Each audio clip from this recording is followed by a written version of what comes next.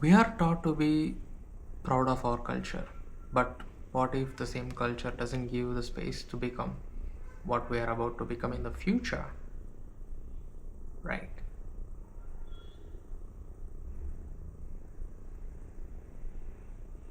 This episode isn't about blaming families or cultures or anything. It's basically more about understanding the identity of it.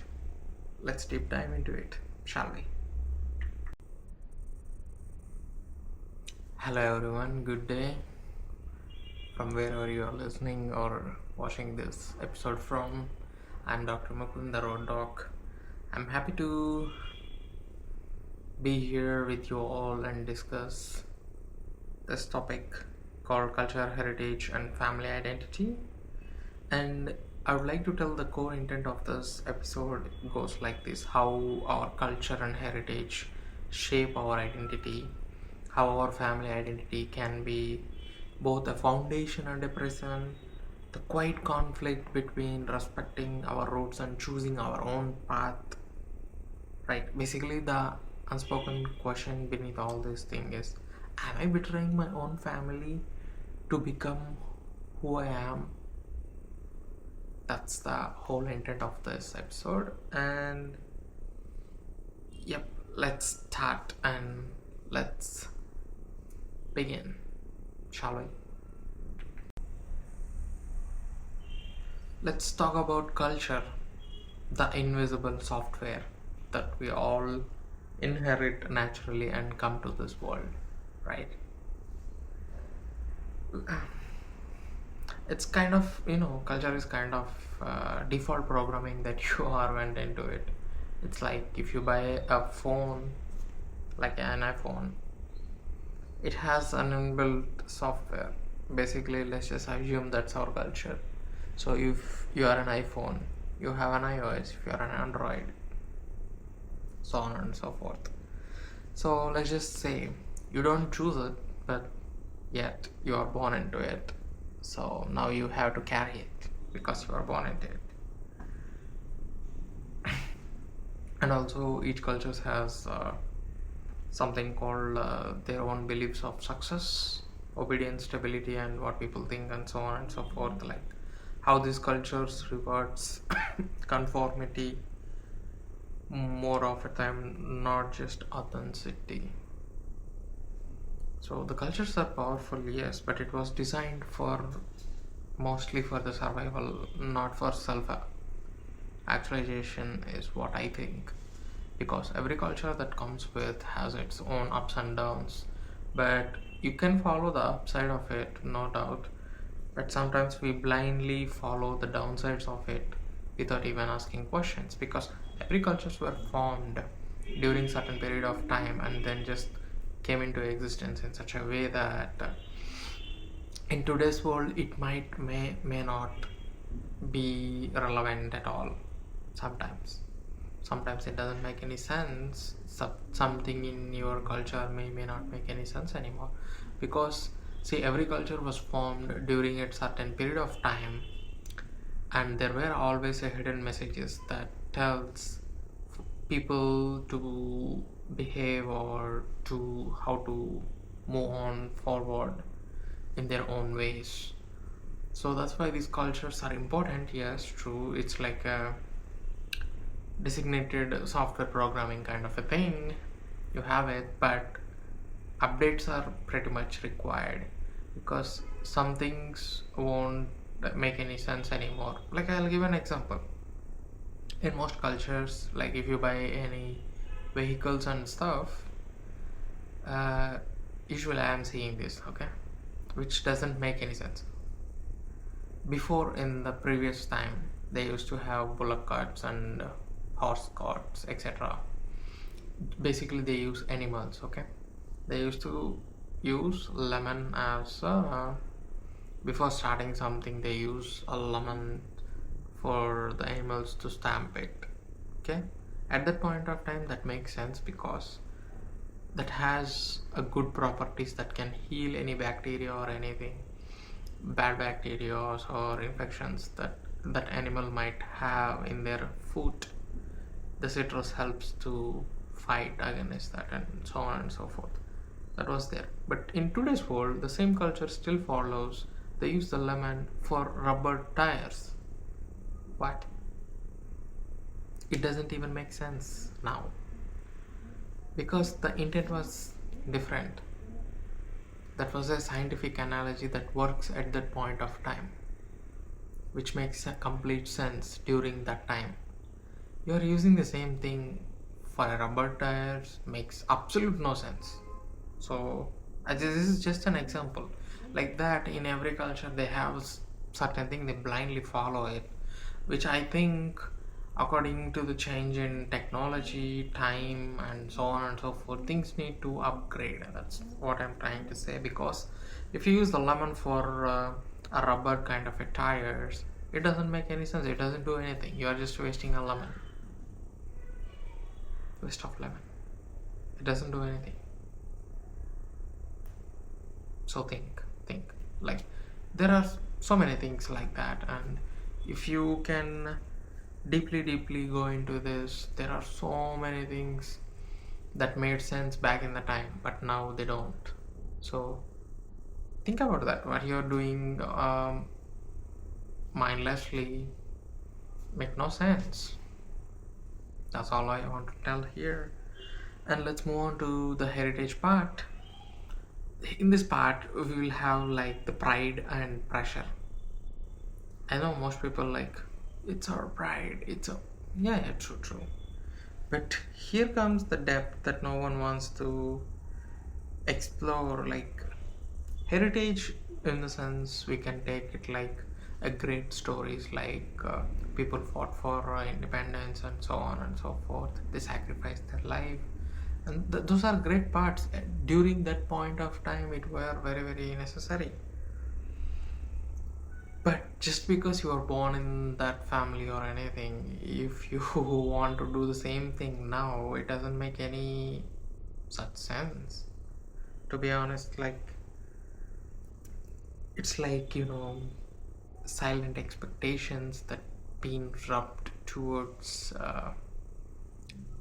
thing in the families, and like the families use emotional debt kind of a thing. And also, like, the important thing I have heard so far is like, especially these elderly family members, they use it on the children and so on and so forth. Like, after all, we have done so much for you. Like I said, everything comes with time. Like, during that point of time, it was different. Now it was different, and you use the same things to do this. The pride literally turns out to be the pressure for some people, and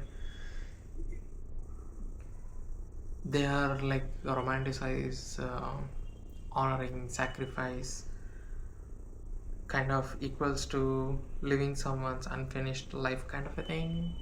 Like I don't think especially when we keep this in family dynamics, right? If, for example, I'll give an example. If your parents were not able to accomplish certain things in your life, and those parents wants to fulfill that through their kids, that can be any educational labs, business labs, anything that can be. And if they try to push that, and that becomes instant pressure for that person who is trying to carry, because everyone in this world is very unique, and they have their own purpose in life to achieve and move on, and so on and so forth. So not always this sacrificing thing is worth it. Especially, I don't believe that if someone wants to achieve something, let them do that. Your children should not be unfinished business, so that you are experimenting whatever you didn't had in your life. That is not so great thing. That becomes instant pressure for the persons that's carrying, unfortunately. That's my point there. And I think most of the people do go through all those things at many points of time. I think it's high time for people to understand that not everything means to be carried, especially like I'll tell you one story. Around 2025, September, May, I think, sorry, September, August, October, kind of a thing. I went to Goa, right? On the day one, I missed my flight, okay, because uh, I came on a train and that got delayed unfortunately, and somehow I missed by 1 hour or so. And I went there, and the airlines were very kind, and they gave me on the next flight possible. But I thought, okay, I'm already tired of this, so let me go tomorrow. So on the next day, I went to the airport and then flew by it. But the problem was I had booked the window seats and so on and so forth, so I missed it. So second flight was just an upgrade kind of a thing, and I don't get my preferred seat or anything. So okay, fine, whatever. But this is the thing. I got in the flight, and someone offered me a window seat, and I was very happy. Okay, great. And I met good people, and they invited me to go with them, and so on and so forth. It was wonderful. I was happy. Like it was random, but very pleasurable. And while coming back from the Goa, what happened was there were two people already occupied my seats, right? This was all pre-booked and everything was window seats and so on. So yeah, they were like wife and husband in their early 70s or 60s or something like that. So yeah, so I went there and I did not ask for my window seat. I just sat at the aisle, and I was happy to give it to them because I got a free window seat while going to Goa. So kindness returned, kind of a thing. And then I came to know both of them were actually retired doctors. Basically, they are in the field more than my age, twice my age. So we had like crazy discussions, and in the discussions, we came to know that they are wife and husband, by the way. And I came to know that they had only one child, and they didn't want their child to become a doctor because they told me that we paid the price for being a doctor here, and we didn't had any of our time or anything, so on and so forth. With our kids, we don't have that bond. Even our kids don't have that level of bond, and we regret that a lot because we focused on careers and so on and so forth. So we decided at least let them have their own life and enjoy their life. And so at very young age, they sent their kid to abroad, and the kid was now settled happily ever after. But the point is, they did not put any pressure on the kid because they understood the downsides of it, and they do not want their kid to go through it. How many parents are like that? Very rare, isn't it? There was a damage, collateral damage too, yes, sure, but that level of understanding at that point of time was very great for me. At least to me, it was like awesome, and I was like, wow. Because usually what you see is, if your parents are doctors, you are also supposed to be a doctor. If parents are lawyers, you are also supposed to become a lawyer, and so on and so forth, so on and so forth. Every profession, nothing wrong with it if your kid is very interested, but just because you might have heard this famous saying like, our entire generation of people are so and so, so you have to carry it even whether you like it or not. This kind of analogy might not be an optimal thing during this point of time anymore because things have changed a lot. And those parents, the story I told you, that the parents were very thoughtful enough to give their child the freedom they wanted and supported them in every phase of life as much as they can, and let the kid to fly. That was awesome, by the way, because that's the chain they just broke, and that was very very good. And I hope more people, especially parents and elderly people, have that sorts of understanding with their own kids. Then it will be a wonderful thing. But unfortunately, it's not happening on a more frequent basis. More of them were stick to what society will think, what will other people think, what so and so people think, what will the except they will talk about everything except what your kid wants in life and what your kid wants to become in life. Except these parts, everything matters, and that instantly becomes a pressure point for your kid. That's what I'm trying to say. I hope you understood my point. And let's just move on to the next segment here. Family identity when love becomes control.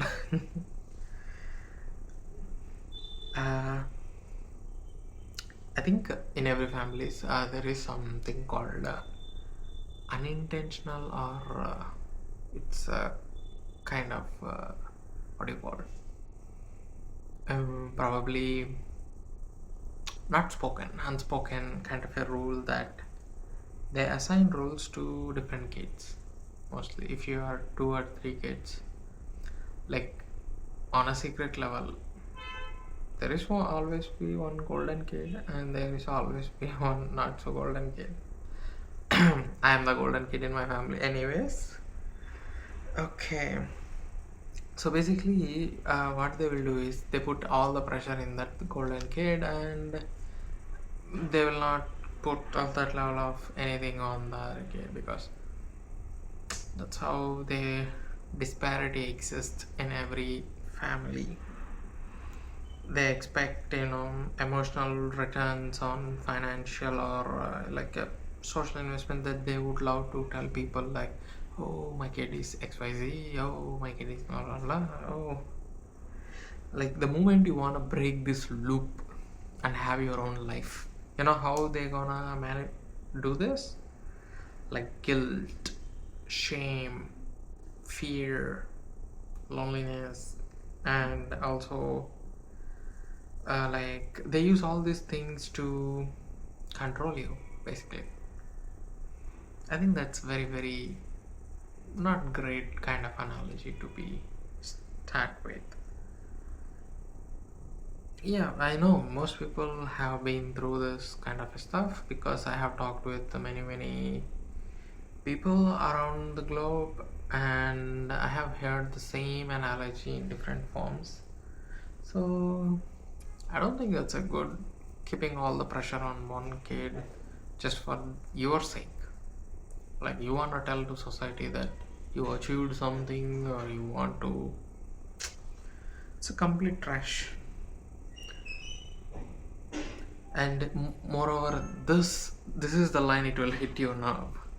Most families love you deeply, but only the version of you that exists in their story, or that fits in their storyline. That version of you, the moment you upgrade your version of yourself, slowly you will start to see the other parts of your own family members. This is quite common, isn't it? So you see, where is the problem? People needs to think, because see, the thing is, your kids will evolve. That's part of life, and whether you like it or not, they will evolve beyond you. That's the whole point of being here. If they stay the way you like it, then guess what? That puts instant pressure on the kids. So I don't think that's a great thing, anyways. So there you go. Let's move on to the next segment. Redefining identity. Creating your own identity without erasing your roots can be possible, but you have to distance yourself. You have to be like, you have to make some tough choices. Choices can be like this. For example, I'll give you a few. Choosing values over validation. You don't need your parents or anyone's validation. You just need to know you have certain values with yourself, whether they encourage that or not. Still have to move. Integrity over approval. Focus on more of an integral person you are, or you are becoming that having that such an integrity is more important than your own parents' approval. And finally, accepting the fact that you will be misunderstood, you will never be fully approved, and I am telling you guys that is completely okay. That's the part of you evolving and making your own identity. That's completely fine. Just because they say this and that doesn't mean anything anymore, because you have crossed a certain level of threshold in your life, and due to that you are now once your own autonomy and identity. That's nothing wrong. Sometimes some parents were able to understand that at a deeper levels and they will support you, but some don't. You don't need to fight or anything. If they don't, they don't. Just move on. That's what I'm trying to tell in all this episode is like, you can love your culture, you can respect your heritage, and still choose a different life.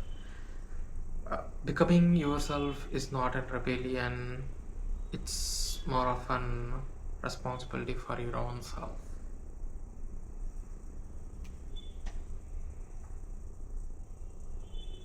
I hope you understood this episode, because it's kind of, you know, kind of a little bit deeper, and I know it's kind of hurting to let go of certain things, and seeing your own people turning against you can hurt, but yeah, that's a part of who you are trying to become and what you want to become in life. So it's kind of a, like I said, it's going to hit a nerve for sure, it does.